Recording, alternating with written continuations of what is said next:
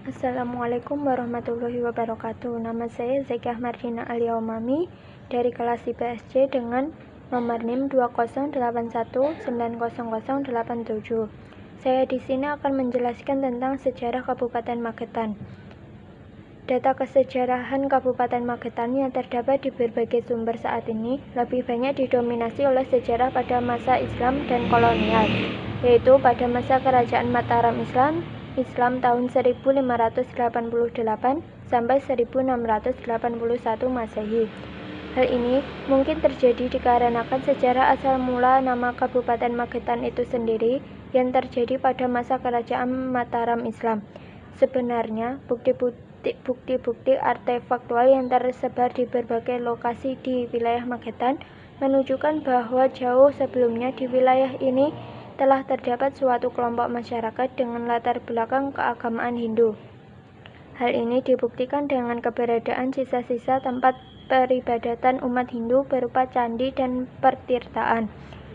Selain itu, ditemukan pula prasasti-prasasti yang menggunakan aksara Kawi atau aksara Jawa kuno. Bahkan di beberapa buah di antaranya menunjukkan ciri khas penulisan aksara Kawi kuadrat yang berasal dari masa Kerajaan Kadiri tahun 1104 sampai 1222 Masehi. Oleh karena itu, dapat diperkirakan wilayah Magetan telah dihuni dan berkembang paling tidak sejak masa klasik, khususnya masa Kerajaan Kadiri. Mengenai asal mula nama Kabupaten Magetan diuraikan dalam sebuah buku berjudul Apa dan Siapa Magetan sebagai berikut. Sejarah mencatat bahwa Kabupaten Magetan dahulu merupakan daerah mancanegara Kerajaan Mataram Islam.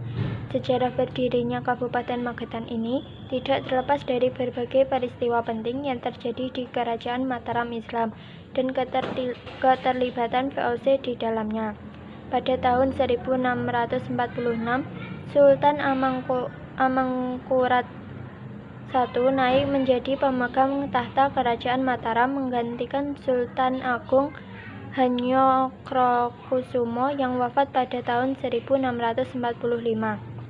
Pada tahun 1646, Sultan Amangkurat I mengadakan perjanjian dengan VOC yang menyebabkan VOC dapat leluasa memperkuat diri dan memperluas pengaruh ke dalam wilayah Kerajaan Mataram Islam. Akibatnya dari hal ini adalah Kerajaan Mataram Islam menjadi semakin lemah. Pelayaran perdagangan semakin dibatasi antara lain dan tidak boleh berdagang ke Pulau Banda, Ambon, serta Ternate. Peristiwa di atas menyebabkan tumbuhnya tanggapan yang negatif terhadap Sultan Amangkurat I di kalangan keraton, lebih-lebih di pihak oposisi termasuk putranya sendiri yaitu Adipati Anom yang kelak bergelar menjadi Sultan Amangkurat II. Kejadian di pusat pemerintahan Kerajaan Mataram Islam ini selalu diikuti dengan seksama oleh daerah mancanegara, sehingga Pangeran Giri yang sangat berpengaruh di daerah pesisir utara Pulau Jawa mulai bersiap-siap melepaskan diri dari kekuasaan Mataram. Pada masa itu, seorang pangeran dari Madura bernama Trunojoyo yang juga sedang sangat kecewa terhadap pamannya, yaitu bernama Pangeran Cokroningrat II, karena beliau mengabaikan Madura dan hanya bersenang-senang saja di pusat pemerintahan Mataram Islam. Trunojoyo kemudian melancarkan pemberontakan kepada Mataram pada tahun 1647. Pemberontakan itu didukung oleh orang-orang dari Makassar. Dalam suasana seperti itu, kerabat keraton Mataram yang bernama Basah Bibit atau Basah Gondokusumo dan Patih Mataram yang bernama Patih Nerangkusumo dituduh bersekutu dengan para ulama yang berposisi dengan menentang kebijaksanaan Sultan Amangkurat I. Atas tuduhan ini, Basah Gondokusumo diasingkan ke Gedung Kuning di Semarang selama 40 hari. Di tempat kediaman kakeknya yang bernama Basah Suryoningrat, Patih Nerangkusumo meletakkan jabatan dan kemudian pergi bertapa ke daerah sebelah timur Gunung Lawu. Beliau diganti oleh adiknya yang bernama Pangeran Nerangboyo II. Di dalam pengasingan ini, Basa Gondokusumo dan Basa Suryaningrat pergi ke daerah sebelah timur Gunung Lawu karena diberitakan sedang diadakan babat hutan oleh Ki Buyut Suro atau Ki Ageng Getas. Pelaksanaan babat hutan ini atas dasar perintah Ki Ageng Mageti sebagai cikal bakal daerah tersebut. Untuk mendapat sebidang tanah sebagai tempat bermukim di sebelah timur Gunung Lawu itu, Basa Suryaningrat dan Basa Gondokusumo menemui Ki Ageng Mageti di tempat kediamannya, yaitu di Dukuh Gandong Kidul, tepatnya di sekitar alun-alun Kota Magetan saat ini.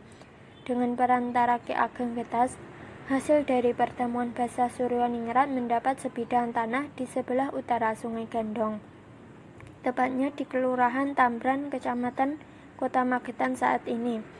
Peristiwa ini terjadi setelah melalui perdebatan yang sengit antara Ki Ageng Mageti dengan Basa Suryaningrat, sehingga akhirnya Ki Ageng Mageti mempersembahkan seluruh tanah miliknya sebagai bukti kesetiaannya kepada Kerajaan Mataram Islam.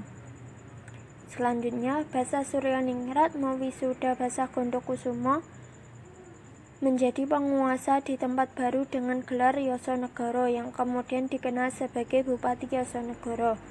Peristiwa itu terjadi pada tanggal 12 Oktober 1976 dengan Condro Sengolo manunggaling Rasa Suko Hambangun atas jasa-jasa Ki Ageng Mageti, maka kemudian wilayah tersebut diberi nama Magetan.